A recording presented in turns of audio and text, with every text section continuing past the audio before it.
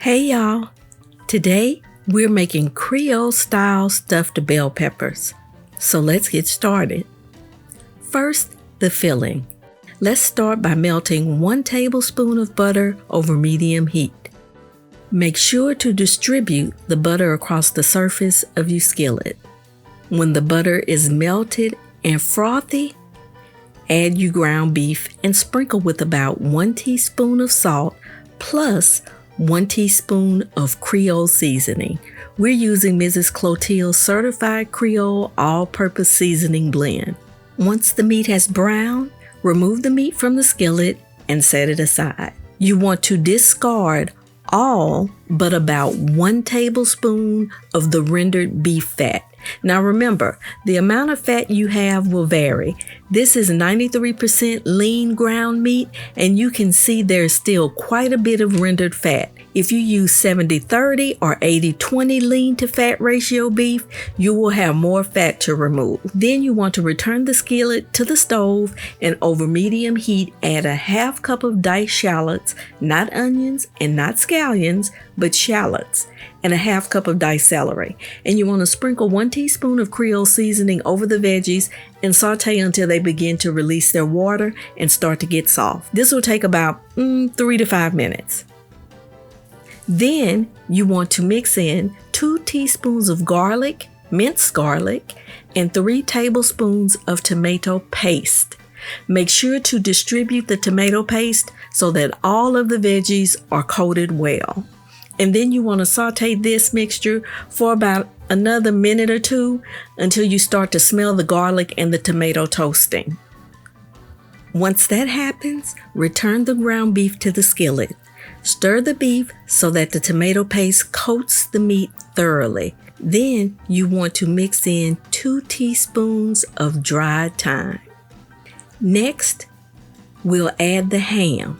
You want to mix in 8 ounces of smoked seasoned ham that you roughly chopped. For reference, this is the product that I use. I'm not endorsing a brand, just want to show y'all so that you know what you're looking for if you plan to make these. If the brand you choose is chopped, that's less work for you. But if the ham comes diced like this one, chop it a bit more because you don't want large blocks of ham in your peppers. I found that adding 1 teaspoon of this better than bouillon beef flavor in a 1/4 cup of hot water works really well. If you have some beef stock laying around, by all means, use a 1/4 cup of your homemade beef stock. Saute for an additional 3 to 4 minutes just for flavor meld. Now remove the filling to a dish. This is when you add the rice. This is 1 cup of regular long grain white rice. Day old is best. Stir the rice into the filling. The rice is going to soak up some of that moisture and it's going to make your beef mixture sticky. And then you want to let it cool for about 20 minutes.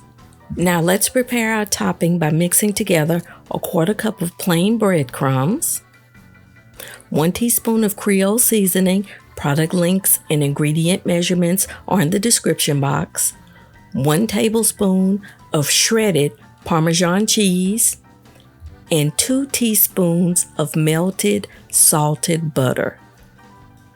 Once you have all of this combined, go ahead and set it aside. Now let's prep our rinsed bell peppers. You want to take a kitchen knife and split the bell pepper in half. I like to cut from the bottom because the 4 lobes of the bell pepper provides a guide for cutting. When I know I'll be making stuffed peppers, I select the 4 lobe peppers instead of the 3 lobe peppers for ease. Just cut straight through one of the separator lines for perfect halving. Once the pepper is halved, use a small kitchen knife to remove as much of the white pith and seeds as possible without breaking the shell of the bell pepper. Do this for all 6 bell pepper halves. Be careful when using the small knife, y'all. We don't need any nicks or cuts or any sort of accidents.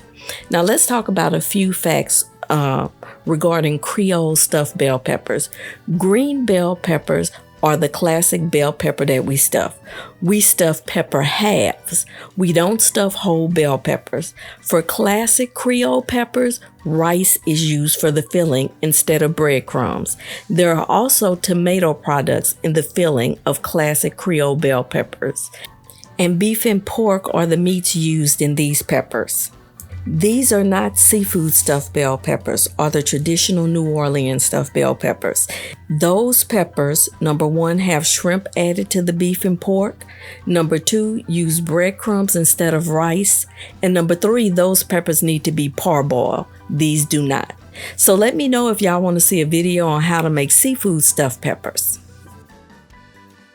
Now, once the peppers are clean, you want to rinse the inside, arrange them in your skillet or baking dish, and lightly sprinkle the inside with a pinch of salt. Now, the filling for peppers should hold together loosely, but also easily break apart when cutting into the pepper. What should not happen when you cut into a Creole stuffed pepper is that the filling left behind in the pepper half just falls out of the pepper. The filling should be formed enough that it stays behind even when you cut into the pepper. You can also add 1 slightly beaten egg to the mixture to assist with binding. If you add an egg though, allow the meat to sit about 5 minutes before stuffing the peppers.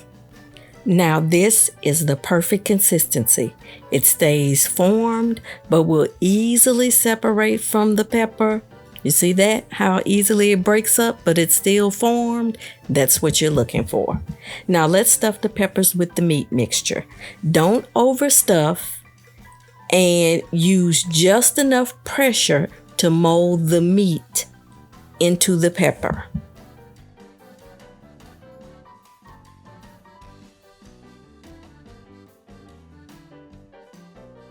Okay, once the peppers are stuffed, spread about 1 tablespoon of canned tomato sauce over each pepper.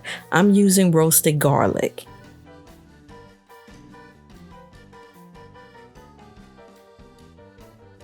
Next, you want to top each pepper with your breadcrumb mixture that you fixed earlier.